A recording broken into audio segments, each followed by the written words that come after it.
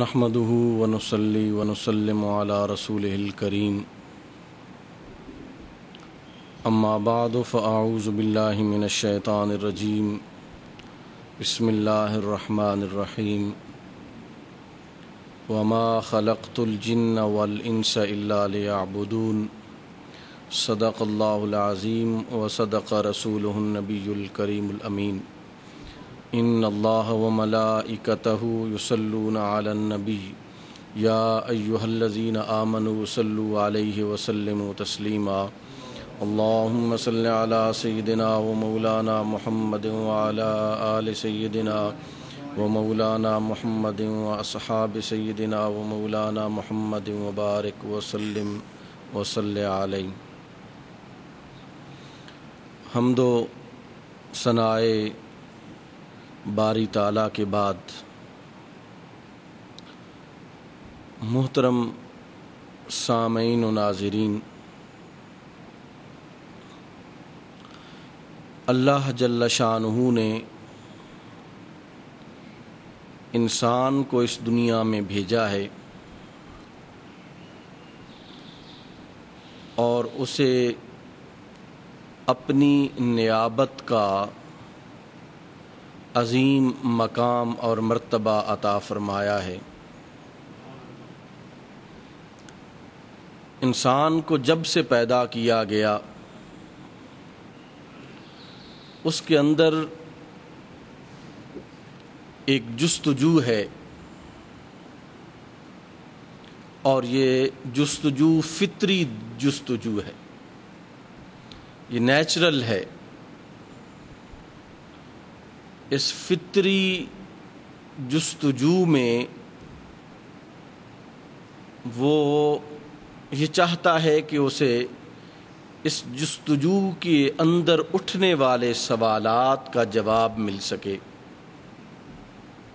مثلا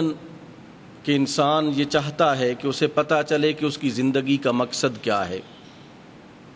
انسان یہ چاہتا ہے کہ اسے پتہ چلے کہ وہ کیوں پیدا کیا گیا ہے۔ انسان یہ چاہتا ہے کہ اسے پتہ چلے کہ وہ کس لیے پیدا کیا گیا ہے اور اس کا مقصود حقیقی کون ہے، اور اس مقصود حقیقی کو کیسے حاصل کیا جا سکتا ہے۔ یہ انسان کے ذہن میں اٹھنے والے سوالات ہیں، اور انسان ہر لمحے یہ خواہش رکھتا ہے کہ ان سوالات کا اسے جواب، شافعی جواب ملے۔ شافی جواب کا وہ حصول چاہتا ہے۔ اس وجہ سے انسان ہر وقت اس تگ و دو میں رہتا ہے کہ میری اس جستجو کا کوئی مؤثر جواب مل سکے۔ اسلام نے انسان کے ان سوالوں کا بڑا خوبصورت جواب دیا ہے، بڑا ہی سیٹسفیکٹری جواب دیا ہے، اطمینان بخش جواب دیا ہے، اور صرف انسان کو ہی نہیں بلکہ کائنات کی ہر مخلوق کو، جس کے ذہن میں اور جس کے اندر یہ سوال اٹھتا ہے کہ اس کی زندگی کا مقصد کیا ہے، اسے کیوں پیدا کیا گیا، اس کا مقصود حقیقی کیا ہے، اور اس مقصود حقیقی تک رسائی حاصل کرنے کے لیے کون سا طریقہ استعمال کرے۔ اسلام نے پوری کائنات کا ایک ہی مقصود حقیقی بیان فرمایا ہے، اور وہ اللہ کی ذات ہے۔ اس مقصود حقیقی کے حصول کے لیے جب انسان تگ و دو کرتا ہے اور اس ذات کی معرفت کی طرف جب سفر رواں دواں رکھتا ہے، پھر اسے پتہ چلتا ہے کہ تجھے کس لیے پیدا کیا گیا اور تیری تخلیق کا مقصد کیا ہے، تیرا مقصود حقیقی کیا ہے، اور تو اس مقصود حقیقی تک پہنچنے کے لیے کون سا راستہ استعمال کر سکتا ہے۔ پھر جب انسان اس مقصد حیات کو پا لیتا ہے، اس سوچ کو پا لیتا ہے، جب اس کے ذہن میں آ جاتا ہے کہ مجھے کیسے کیوں پیدا کیا گیا، کیسے پیدا کیا گیا، اور تخلیق کے اتنے بڑے مراحل سے گزارنے کے بعد آخر مجھے ایک انسان اور احسن تقویم والا انسان، خوبصورت لبادے والا انسان، خوبصورت جسم و جاں والا انسان، خوبصورت چال ڈھال والا انسان کیوں بنایا گیا، پھر اسے پتہ چلتا ہے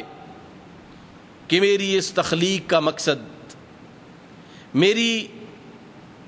اس تخلیق کو اللہ رب العزت نے اپنی عبادت کے ساتھ وابستہ فرما دیا ہے۔ اللہ رب العزت نے میرے اس انسان کو، جو میرے اندر کا انسان ہے، جو میرے انر سیلف کا انسان ہے، جو میرے اندر کا روحانی انسان ہے، اس روحانی انسان کو اللہ نے اپنی ذات کے ساتھ وابستہ فرما دیا ہے۔ یہ وہ چیز ہے جو انسان کو اپنے حقیقی مقصود کی طرف لے کے جاتی ہے۔ جب وہ اس کو پا لیتا ہے، پھر اپنی زبان سے وہ کہتا ہے